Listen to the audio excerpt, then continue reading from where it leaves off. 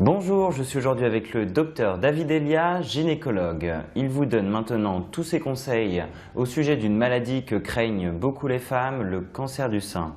Mais comment détecter le cancer du sein? Regardez bien. C'est vrai que le cancer du sein, c'est une maladie préoccupante. C'est préoccupante pour les femmes parce qu'elles la craignent particulièrement. Le sein est un organe symbolique, c'est un organe esthétique, elles y tiennent beaucoup et elles le ressentent beaucoup plus mal encore que lorsqu'il s'agit d'un cancer caché, interne, si on peut dire. C'est une maladie préoccupante aussi pour les médecins que nous sommes parce qu'il y en a 2 fois plus qu'il y a 30 ans. Donc ça nous interroge et je voudrais vous dire ici qu'on ne connaît toujours pas les coupables et que les cerveaux de l'affaire, si je puis dire, n'ont pas été identifiés. Nous n'avons identifié que des lampistes, c'est-à-dire des causes très secondaires. C'est un cancer qui commence à devenir fréquent à 50 ans et ensuite qui augmente en fréquence au fil de la vie, même à des âges très tardifs. On le détecte en fait comment ? Souvent, c'est la femme qui l'a trouvé, non pas parce qu'elle se palpe, parce que l'autopalpation, telle que nous avons voulu, telle que nous voulons l'enseigner à nos patientes, est à double tranchant.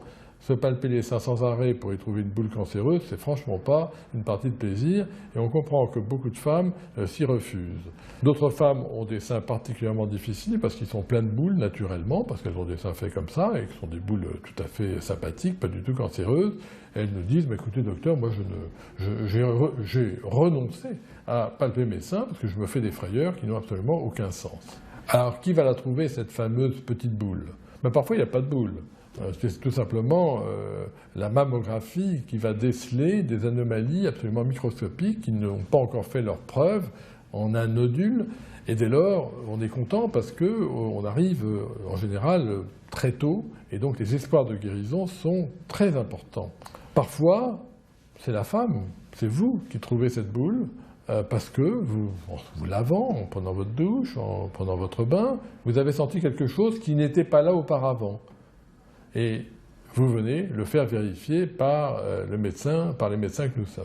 Enfin, c'est la mammographie, la radiologie des seins, qui doit être faite tous les 18 à 24 mois, à mon avis, à partir de 40 ans, qui, doublée d'une échographie des seins aussi, va donner l'alerte, ou si l'alerte avait été donnée par la palpation du médecin ou la palpation de la femme, va venir dire s'il s'agit d'une boule cancéreuse, parce que je veux quand même vous dire que 9 boules sur 10 ne sont pas cancéreuses, et que donc ce n'est pas parce qu'on a un nodule dans le sein qu'on a forcément un cancer du sein. Il y a des kystes, il y a des fibromes, il y a des boules de graisse, etc. En conclusion, si vous avez perçu, ou si votre médecin a perçu par l'examen systématique un nodule dans votre sein, ce n'est pas obligé que vous ayez un cancer du sein, je dirais même que vous avez 9 chances sur 10, statistiquement, que ce soit autre chose. La mammographie, doublée de l'échographie, reste aujourd'hui l'examen roi qui va nous donner le diagnostic et vous rassurer s'il s'agissait d'une chose bénigne ou nous activer dans les traitements du cancer du sein qui, je vous rappelle aujourd'hui, je vous apprends aujourd'hui que 75% des femmes aujourd'hui peuvent espérer continuer de vivre, ce qui n'était pas le cas quand j'ai fait mes études il y a longtemps. Elles vont espérer de vivre longtemps parce qu'on guérit de plus en plus les cancers du sein.